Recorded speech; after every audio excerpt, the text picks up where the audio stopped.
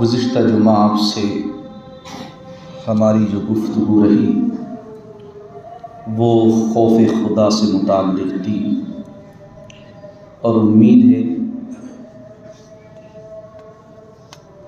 کہ اس کو سننے کے بعد آپ نے گناہوں سے توبہ کی ہوگی اور تنہائی میں یا کسی گوشے میں بیٹھ کر اپنے گناہوں کا رب سے ذکر کرتے ہوئے اظہار ندامت بھی کیا ہوگا اور معافی بھی طلب کی ہوگی۔ جس نوجوان کا واقعہ آپ کو سنایا تھا وہ تاریخ کی کتابوں میں اور بہت سارے کتابوں میں درج ہے، اور ہم سب کو اس سے سبق حاصل کرنا چاہیے۔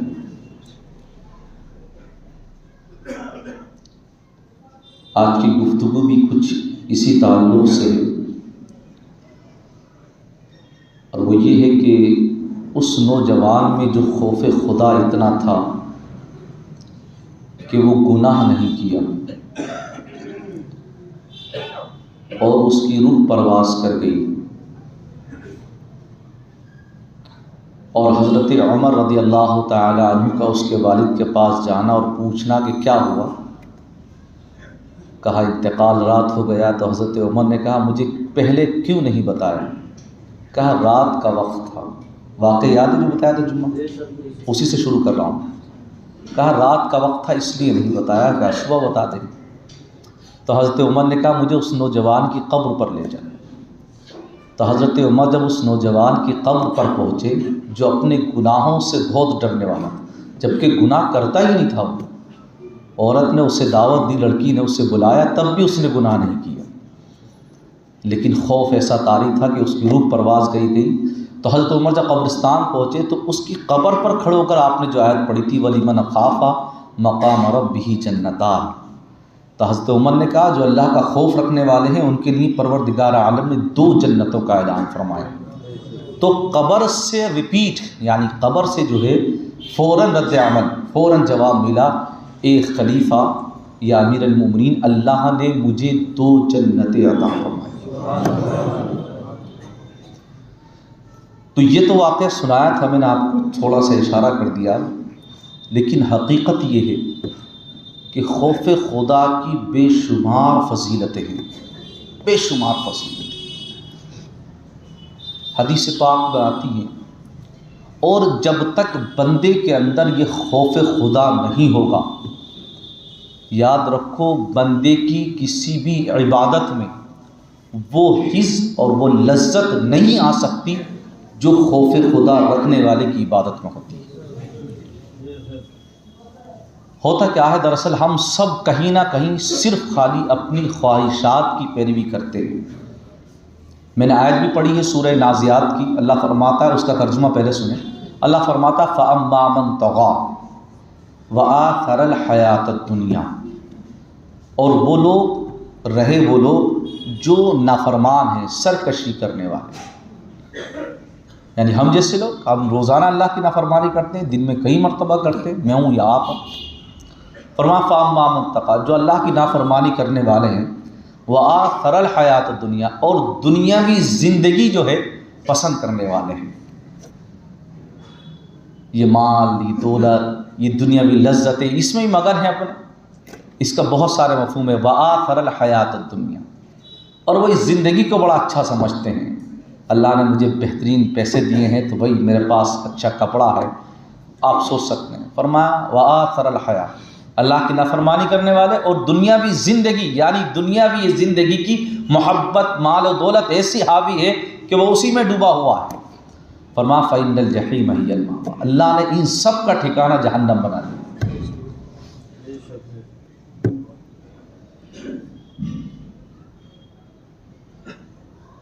یقین مانو آپ کہ اگر کسی کے پاس ایمان ہوتا ہے نا، ایمان، اور وہ ایمان مضبوط اور قوی ہوتا ہے، تو وہ بہت اللہ سے ڈرتا ہے، وہ گناہ نہیں کرتا ہے کبھی۔ لیکن دیکھنے میں اب یہ آتا ہے کہ ہمارے دلوں سے جو ہے نا وہ ایمان ہی نکل چکا، اور اگر باقی ہے تو بہت کمزور پڑ چکا ہے، یا پھر یہ ہے کہ ہم نے اس ایمان کے گوشے پر جو ہے وہ تاریکی کو حاوی کر دیا ہے، اسے دور کرنے کی ضرورت ہے، یا پھر ہم سب کہیں نہ کہیں بے غیرتی کا لباس اوڑھے ہوئے ہیں، غیرت ایمانی کو ختم کیے ہوئے ہیں۔ ایک نوجوان ہے جس کے بارے میں آقا صلی اللہ علیہ وسلم ارشاد فرماتے ہیں، حدیث سے پاک ہے، فرماتے کل قیامت میں وہ حاضر ہوگا تو اس کے بڑے گناہ ہوں گے۔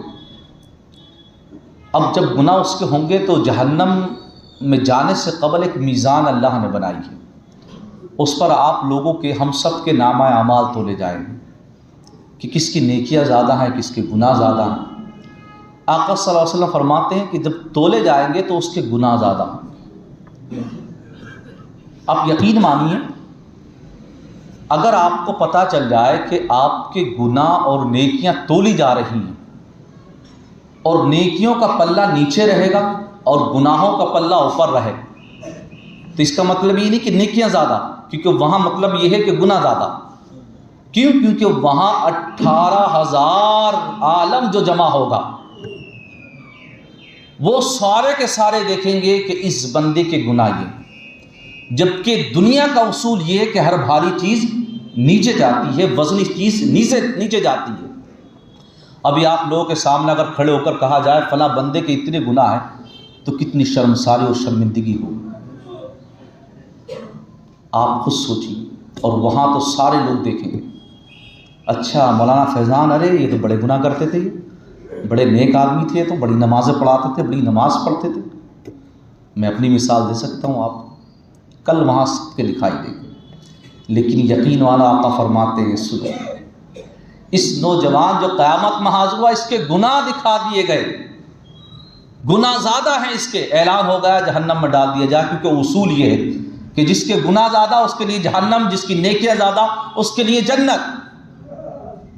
اب گناہ تمام لوگوں نے بھی دیکھ لیے، اب اس بندے کے لیے اعلان ہو جاتا ہے، اس جوان کے لیے، حق لفظ ہے جوان، اس جوان کے لیے اعلان ہو جاتا ہے کہ اسے جو ہے دوزخ میں ڈال دیا جائے۔ اب جان تو وہاں تو ہر جسم کا ہر عضو جو ہے نا وہ گواہی دے گا، قرآن کریم آیتیں موجود ہیں۔ اب اس جوان کی جو پلکیں ہیں، ان پلکوں میں سے ایک پلک وہ اللہ سے کہے گا، اے اللہ تیرے بھیجے ہوئے رسول نے یہ کہا ہے کہ جو رونے والی آنکھیں ہیں نا، آنکھیں، ان آنکھوں میں جو آنسو ہیں، اور وہ آنسو ایک قطرہ اگر کسی کے رخسار پر گرا ہے تو اللہ اسے جہنم میں نہیں ڈالے گا، اور میں اس بات کا گواہ ہوں کہ اس نے خوف خدا میں، یعنی تیرے خوف کو رکھتے ہوئے آنسو بہایا تھا، تو یہ پلک اس کی گواہی دے گا۔ اللہ تبارک و تعالیٰ کی رحمت کو جوش آئے گا، پروردگار عالم اس کے لیے جہنم سے آزادی اور جنت کا سرٹیفکیٹ کا اعلان کرے۔ ایک قطرہ اتنا پاورفل ہے، آپ سوچو، اتنا پاورفل کہ آپ کو جہنم سے آزاد کرا سکتا ہے۔ ایک قطرہ اتنی طاقت رکھتا ہے۔ ایسے ایک دفعہ، اچھا یہ سنا کیوں رہا ہوں، یہی وہ واقعے ہیں جو آپ اپنے بچوں کو سناؤ گے نا تبھی وہ گناہوں سے باز رہ سکتے ہیں۔ گناہ سے اگر رکنا ہے نا تو اس کی سب سے پہلی حکمت یہ ہے کہ گناہوں کو یاد رکھا جائے۔ ایک نوجوان تھا، ایک رات ٹھہرا اپنے دوست کے گھر، دوست کو رات میں کہیں جانا پڑا، اب اس کی بیوی اکیلی اور وہ نوجوان، وہ بولا میں ابھی آتا ہوں، لیکن رات ہوتی گئی وہ نہیں آیا، تو اس کی بیوی کو خیال ہوا میرا شوہر نہیں آئے گا اور میں تیار بیٹھی ہوں اپنے شوہر کے انتظار میں، تو کیوں نہ اس کے دوست کے ساتھ جا کر کچھ ملاعبت کی جائے، کچھ ہنسی کھیل کود کیا جائے، کچھ مستی کی جائے۔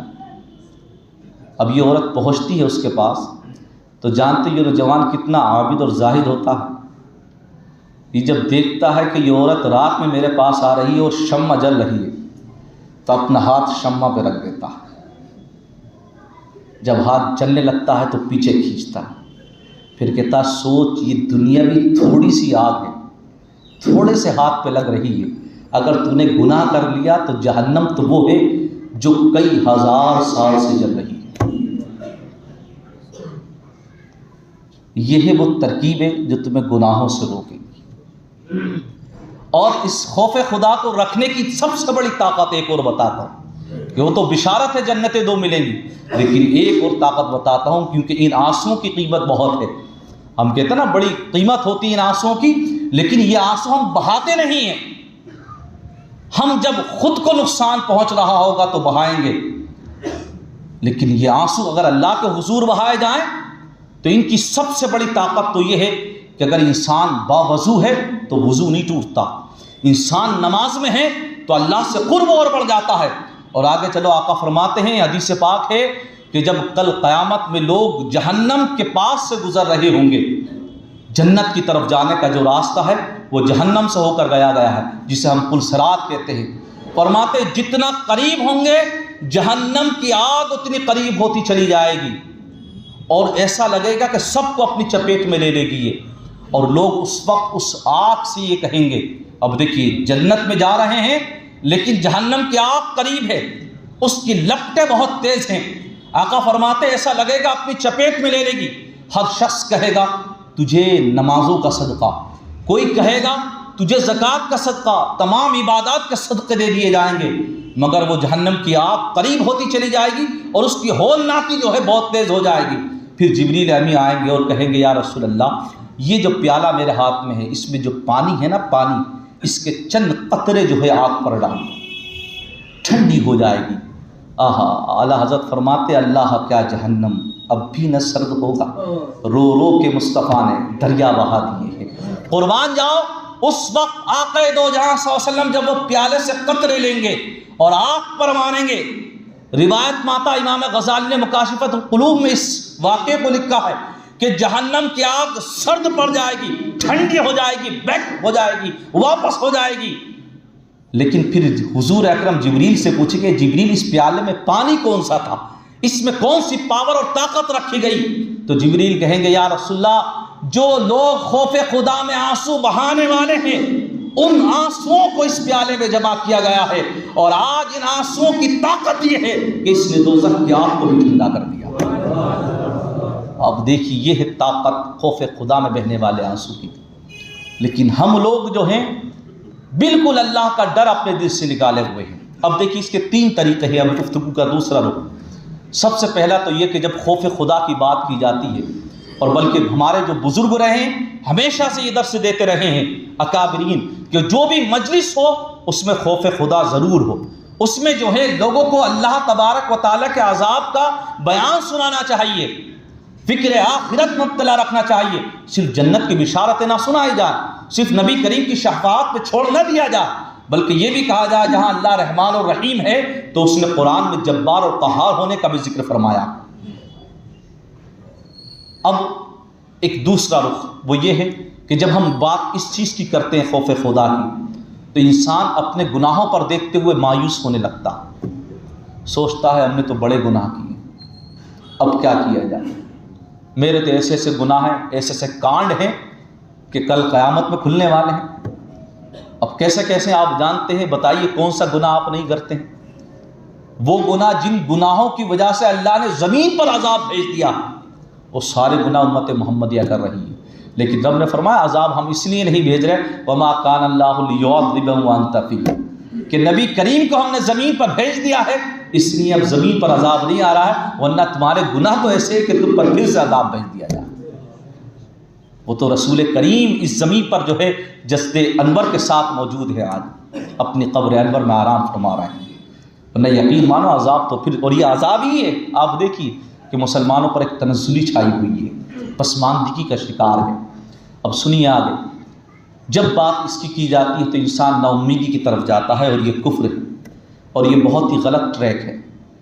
ضعیف ایمان یہ ہے کہ اللہ سے ڈرا جائے، خوب ڈرا جائے، اور وہ شخص امید نہ رکھے کسی چیز کی، اب اسی ڈر میں زندگی جی رہا ہے. لیکن معتدل ایمان یہ ہے، معتدل خوف خدا یہ ہے کہ اللہ سے ڈرا جائے اور امید رکھی جائے اس بات کی کہ اللہ فرماتا ہے یا قل یا عبادی الذین اسرفوا علی انفسہم لا تقنطوا من رحمت اللہ ان اللہ یغفر الذنوب جميعا انہ هو الغفور الرحیم.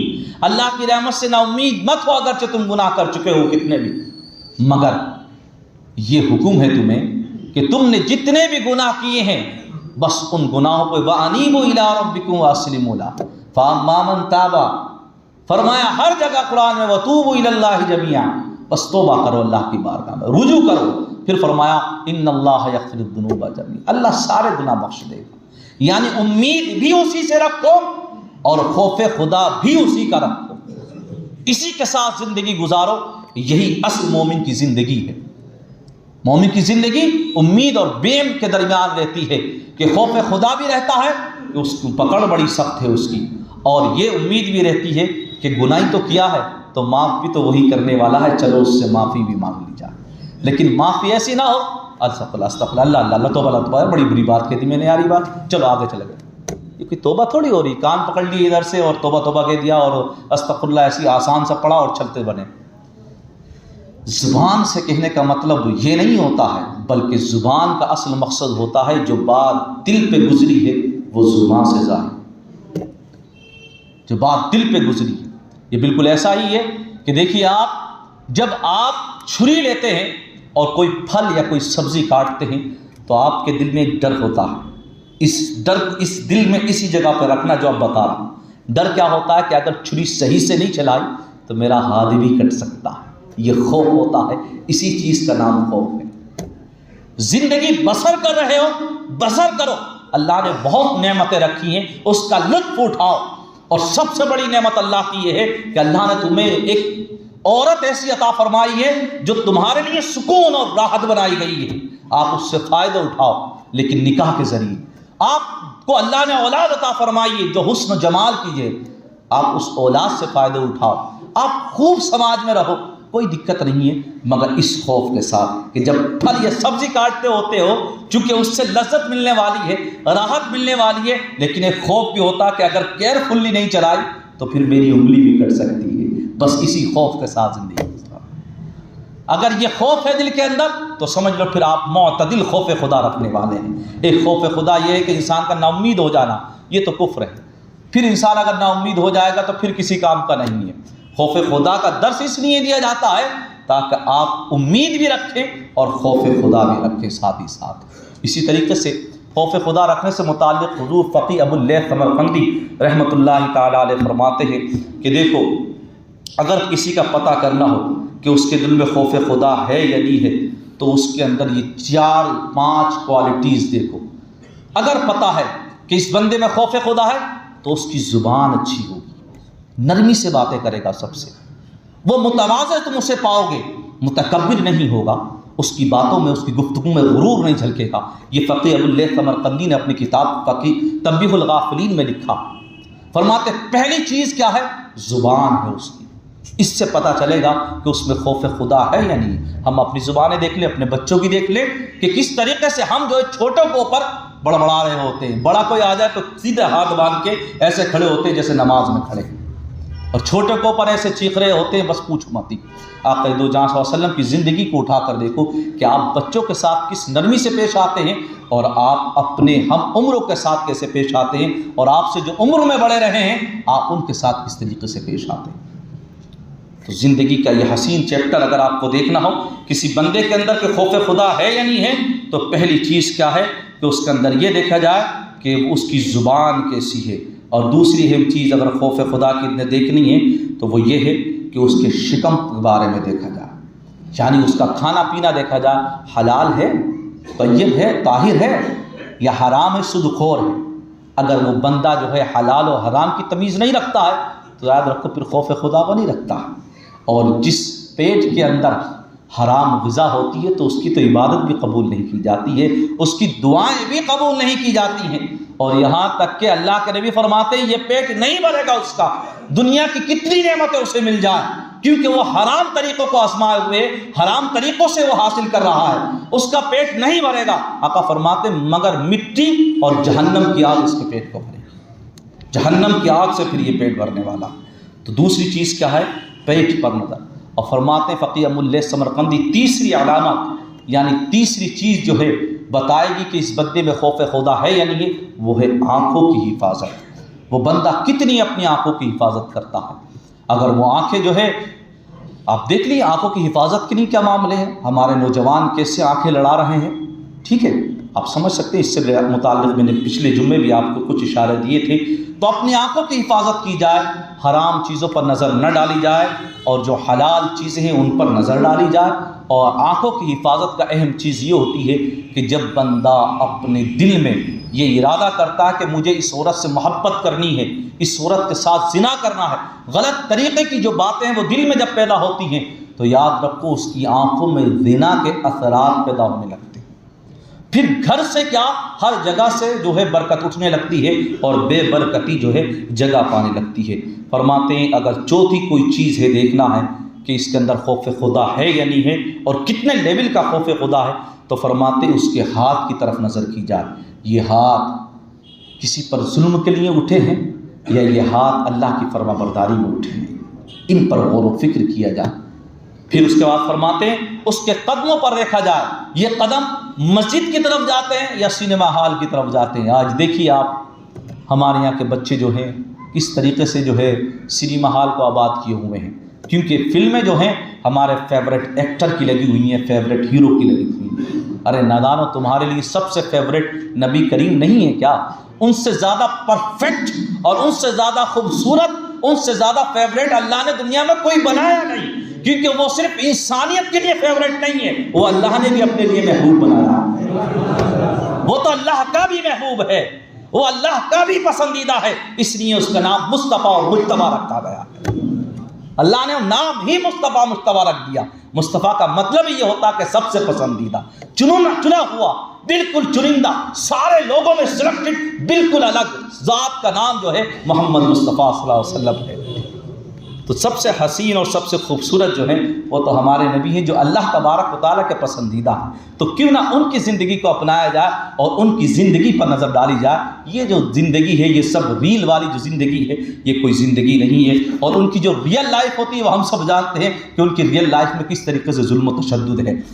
اس کے بعد فقی ابو اللیث سمرقندی فرماتے ہیں کہ اگر کسی کو دیکھنا ہو کہ خوف خدا ہے یا نہیں ہے اس کے دل میں، تو پھر یہ دیکھا جائے کہ اس کے دل کے اندر، اب یہ بڑا اہم معاملہ ہے، اس کے دل کے اندر بغض، حسد اور کینے نے جگہ پائی ہے یا اس کے دل کے اندر صلہ رحمی، حسن سلوک، نرمی، ان چیزوں نے جگہ پائی ہے۔ اگر وہ بندوں سے ملتا ہے خندہ پیشانی کے ساتھ، اس کے چہرے پہ مسکان ہوتی ہے جب وہ مسلمان سے ملتا ہے، تو سمجھ جاؤ وہ بھی اس کے لیے بغض، حسد، کینہ نہیں رکھتا۔ اور اگر بغض و حسد، کینہ ہوتا ہے تو چہرہ ہی ظاہر کر دیتا ہے وہ انسان کا کہ اس کے دل میں بغض، حسد، کینہ کتنا ہے۔ تو بغض، حسد، کینہ اگر کسی کے دل میں ہے تو پھر خوف خدا کو تو جگہ مل ہی نہیں سکتی وہاں، کیونکہ جہاں خوف خدا ہوگا وہاں بغض، حسد، کینہ کبھی نہیں ہو سکتا۔ اس لیے کبھی بھی مسلمان کسی مسلمان کے لیے کینہ کپٹ نہ رکھے، اگرچہ کتنی ہی بڑی دشمنی کیوں نہ ہو، اور کسی کو ناراض نہ رکھے۔ شرعی اعتبار سے اگر کوئی عذر ہے یا کسی وجہ سے آپ کے درمیان کوئی نا اتفاقی ہوئی ہے تو اس کو دور کیا جائے اور دونوں کے درمیان اتفاق کو پیدا کیا جائے اور دونوں کے درمیان محبت اور الفت کو پیدا کیا جائے۔ اور جو یہ کام کرنے والے ہیں، دو لوگوں کو جوڑنے والے، اللہ فرماتا ہم نے ان کے لیے تو بے شمار جنتوں کا اعلان فرمایا، یعنی جنتوں میں جو باغات ہیں ان کے لیے ہیں جو ان دو میں محبت کرانے والے ہیں جن دو کے درمیان دشمنی تھی۔ آج ہمارے یہاں معاملہ یہ کہ ہم دشمن بنانے والے ہیں ایک دوسرے کا، ہم دشمنوں کو جوڑنے والے نہیں ہیں۔ اگر دشمن بنانے والے ہو ایک دوسرے کا، جیسے لوگ بہن بھائی کے درمیان آج کل جو ہے قطع تعلق کرتے ہیں، تو یاد رکھو ایسے لوگوں کے لیے اللہ نے فرمایا کہ یہ تو سب کے سب اللہ کی لعنت کے مستحق ہیں اور یہ سب کے سب جہنم میں جانے والے ہیں۔ قرآن کی سورہ رات کی آیت نمبر 25 جو ہے اس کے ریفرنس میں استعمال کرنا چاہوں گا۔ اللہ فرماتا الذین ینقضون عہد اللہ من بعد میثاقہ ویقطعون ما امر اللہ بہ ان یوصل ویفسدون فی الارض اولئک لهم اللعنۃ ولهم سوء الدار۔ اللہ نے فرمایا یہ سب کے سب جہنم کے مستحق ہیں اور یہ سب کے سب اللہ کی لعنت کے مستحق ہیں جو زمین میں فساد کرنے والے ہیں اور رشتوں کو توڑنے والے ہیں۔ آخری بات کہہ کر میں اپنی گفتگو ختم کروں گا، اور فرماتے فقی ابو اللیث سمرقندی اگر دیکھنا ہو کہ خوف خدا کتنا ہے اس بندے کے اندر، تو اس کے سامنے اگر کسی کی برائیاں بیان کی جائیں اور وہ خوش ہو ان پر، یعنی سن رہا ہے لوگوں کے عیب، سن رہا ہے لوگوں کی غیبتیں، چغلی، اور وہ خوش ہے، تو سمجھ جاؤ کہ یہ بندہ خوف خدا نہیں رکھتا ہے، کیونکہ خوف خدا جس کے اندر ہوتا ہے وہ کبھی مسلمان کی یا کسی بھی انسان کی غیبت اور چغلی کو پسند نہیں کرتا ہے۔ یہ چند باتیں جو فقی ابواللیث سمرقندی کی زندگی سے بتائی ہیں میں نے آپ کو، جو انہوں نے حدیثوں سے نکالی ہیں، ان پر عمل کرو اور اپنے اندر خوف خدا پیدا کرو. اور وقت ملے، کیونکہ میں نے مہینہ بھی نیا شروع ہو چکا ہے، تو وقت ملے تو اس مہینے سب سے زیادہ نیکیاں کرنے کی کوشش کرو. آپ میں ہر مہینے یاد دلاتا رہوں گا اس سال تو انشاءاللہ اتنی نیکیاں کرو کہ روئے زمین پر مصلیان قادری مسجد سے زیادہ کوئی نیکیاں کرنے والا نہ ہو. آپ یہ اپنے آپ سے وعدہ کرو، اور نیکی کرنے کے لیے کچھ نہیں کرنا ہے آپ کو. وہی 5 وقتہ نماز پڑھی، آپ کسی کی دل آزاری نہ کیجیے، اور وقت ملے تنہائی میں بیٹھ کر بس اللہ کے حضور سجدہ کرتے ہوئے یا ہاتھوں کو بلند کرتے ہوئے اپنے گناہوں کی ندامت اور اپنے گناہوں کا اظہار کرتے ہوئے اللہ سے معافی مانگو. انشاءاللہ اتنی نیکیاں ملیں گی تمہیں اس مہینے، اتنی ملیں گی کہ شاید آپ نے زندگی میں ماضی میں کبھی نہ کی ہو. اللہ قبول فرمائے، کوئی غلطی مولا معاف فرمائے. استغفر اللہ ربی من کل ذنب واتوب الیہ وما علیہ الا البلاغ.